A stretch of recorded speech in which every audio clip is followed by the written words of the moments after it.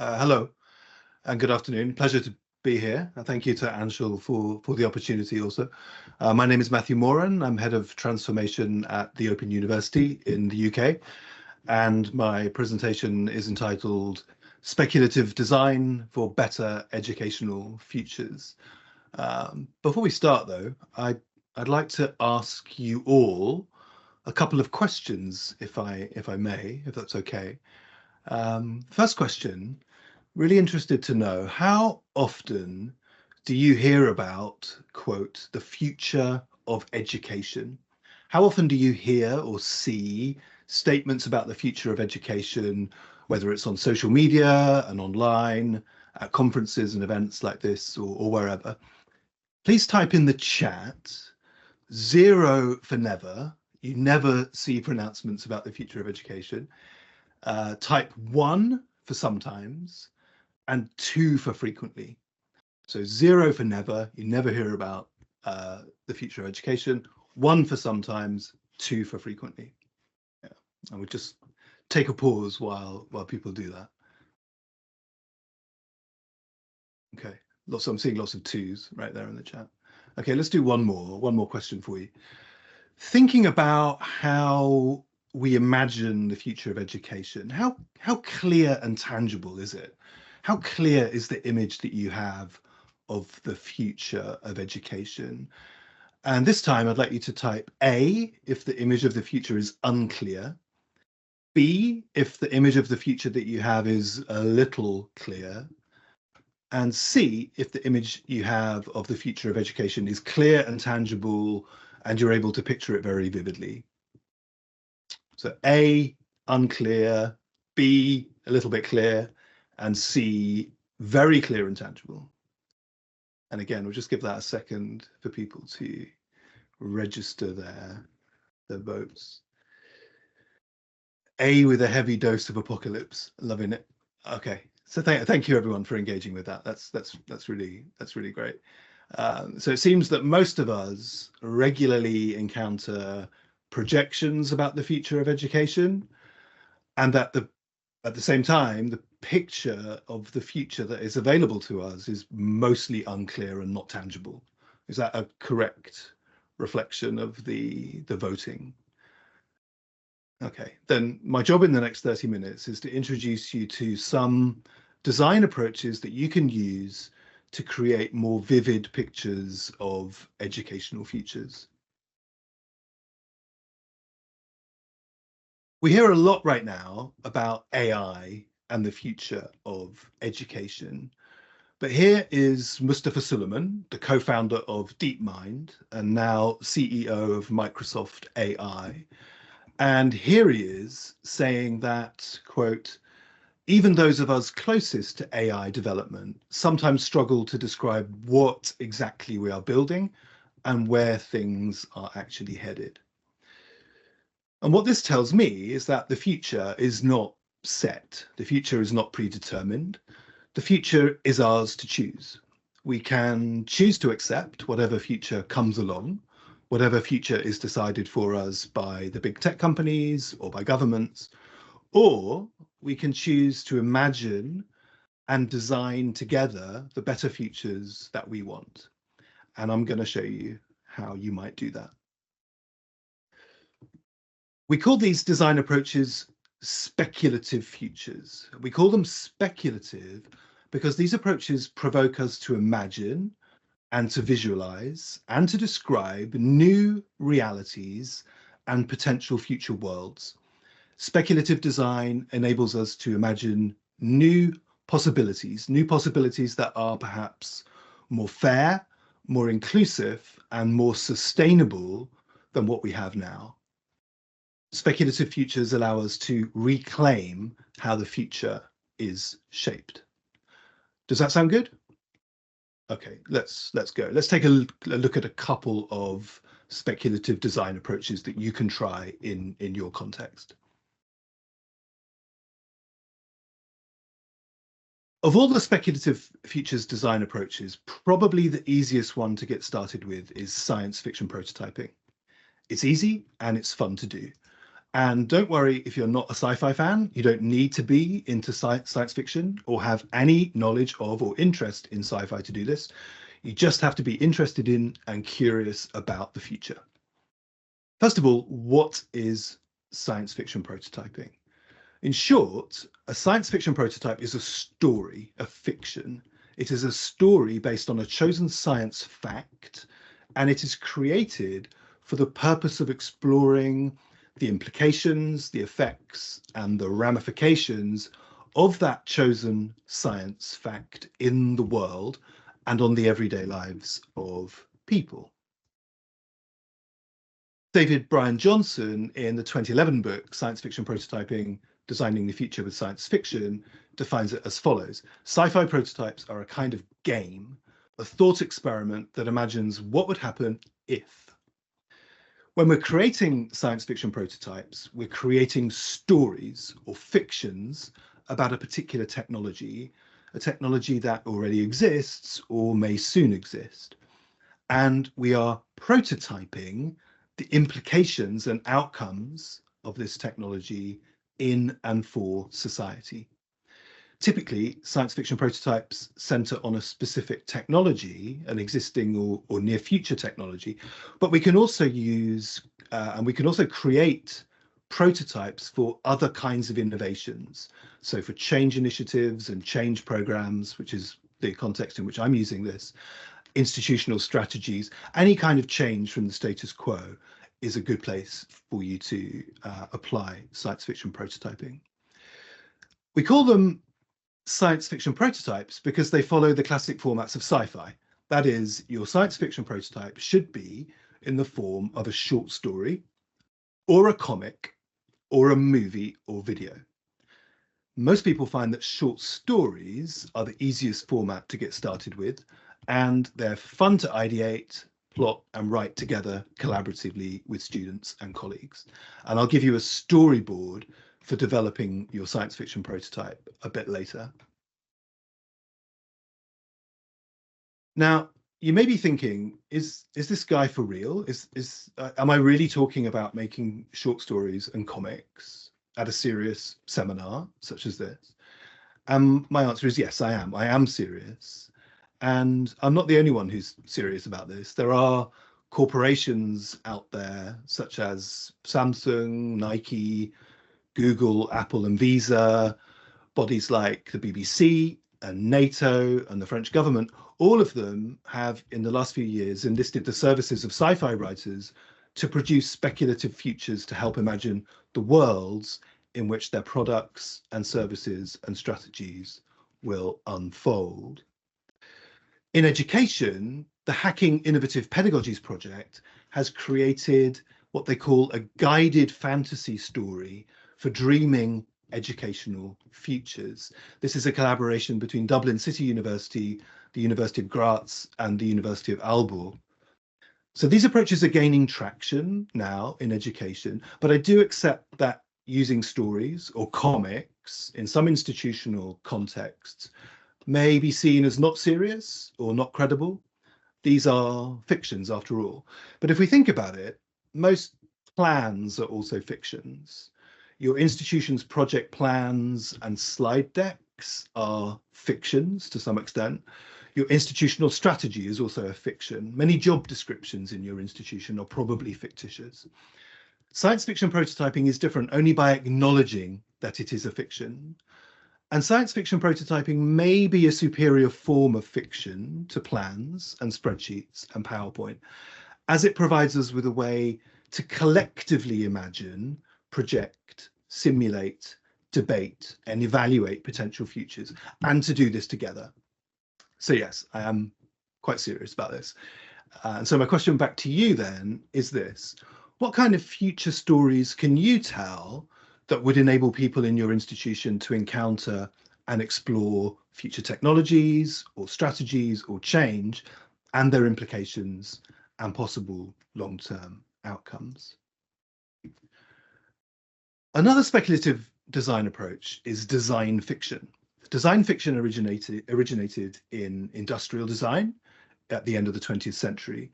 The purpose of design fiction is to imagine and to feel into possible futures through material culture with tangible artifacts that represent the symptoms and implications of change.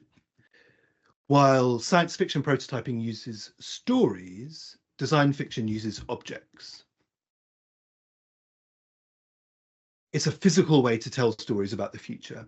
The stories are told by and through objects or devices or products that might occur in a given future scenario. They give us a tangible experience of being in different worlds, such as this one, where flavored snow falls from artificial clouds.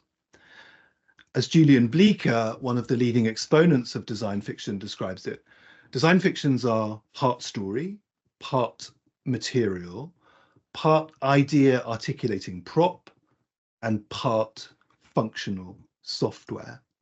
To give an example, in Star Trek, the classic sci-fi TV series, the characters used this famous communicator device, a prop designed by Hua Chang, shown here on the right, which was space age at the time of its creation, but which now looks remarkably familiar as the flip open folding design has been copied by designers of mobile phones.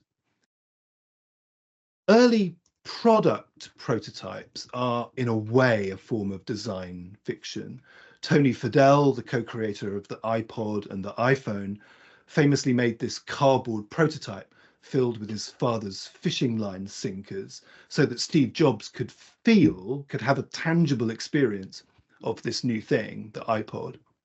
But design fiction takes it further, and the aim with design fiction is not to produce functioning, marketable products. Instead, the intention here is to propose provocative future scenarios where the implications of technology and design are deliberately exaggerated and accentuated in order to spark debates about the future. Design fiction is designed for debate, not designed for production. A good example of design fiction is, and one that I like a lot, is the Near Future Labs corner convenience store installation.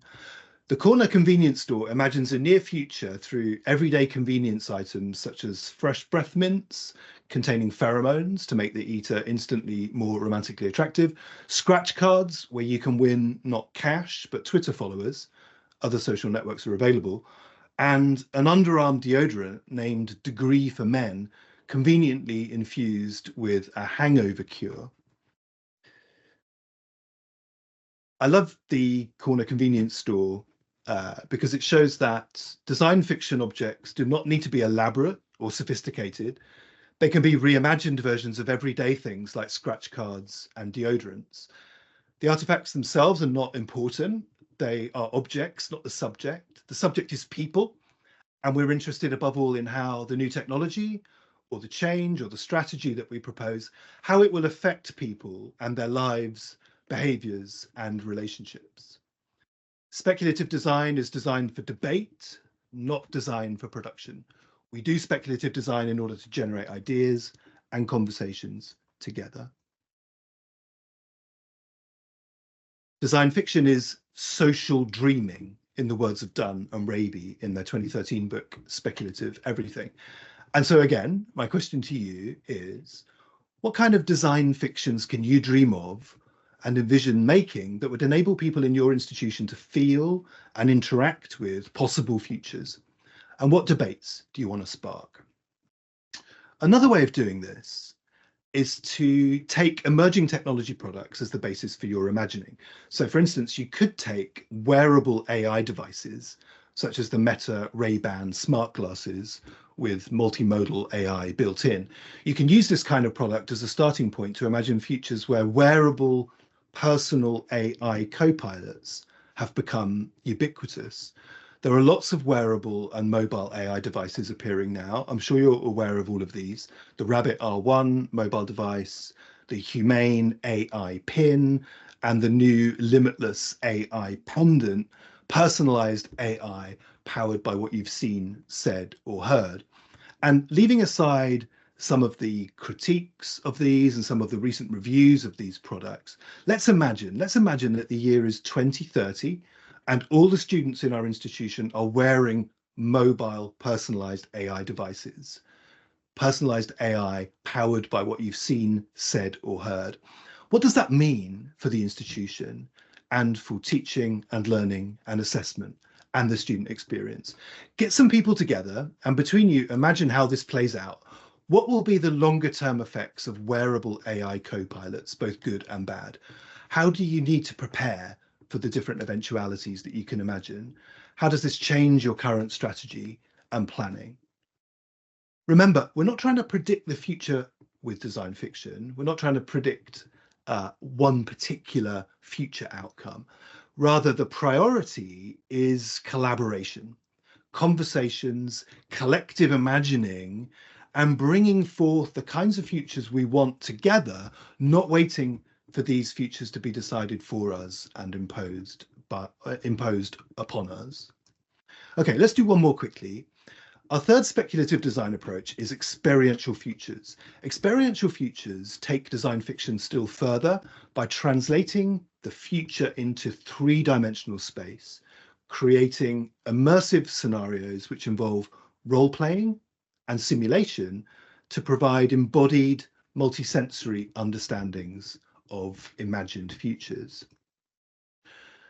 This approach was pioneered in the late 2000s by the futurists Stuart Candy and Jake Dunnigan. In Candy's words, an experiential scenario is a future brought to life. Experiential scenarios have been used particularly by architects, urban designers, and city planners, and by artists and activists over the last 20 years. Sea Level Stories is an experiential scenario developed by the architect Johanna Hoffman in 2016. Sea Level Stories is a multimedia installation that simulates an Airbnb rental in San Francisco in the year 2200. We're renting an apartment for the weekend and we're preparing to go outside to pick up some shopping. There's a pair of waders by the door, canoe paddles, air filtration masks, and a silver-coated cool suit. Through the windows, we can see views of how parts of the city have changed. Hoffman's purpose here is to create a space where we can vividly see and feel and act out the kinds of adaptations that humans are going to have to make as cities like San Francisco see rising seawater and extreme heat. And just this month in London, here in the UK, Central, St Martin's and University of the Arts London are showing 3 pop-up installations exploring speculative futures of the design profession, collectively entitled Design in 2040.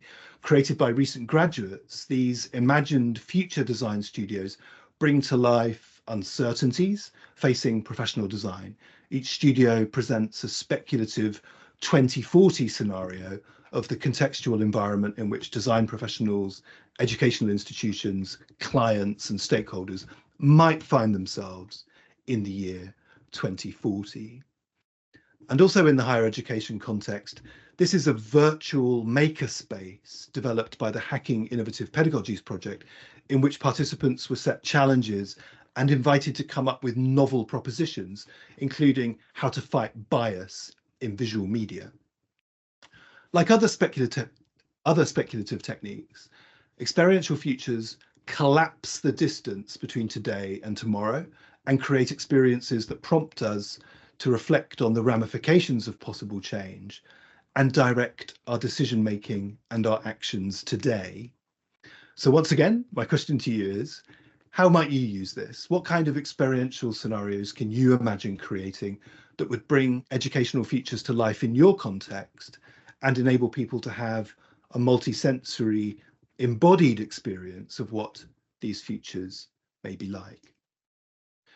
Now, I tend to find in education that most people find science fiction prototyping to be the easiest of these approaches to start with. So if you're wanting to give it a try, here is a very simple storyboard template to work with.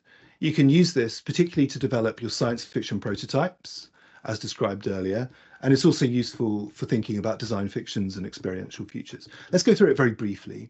Step 1, pick your subject.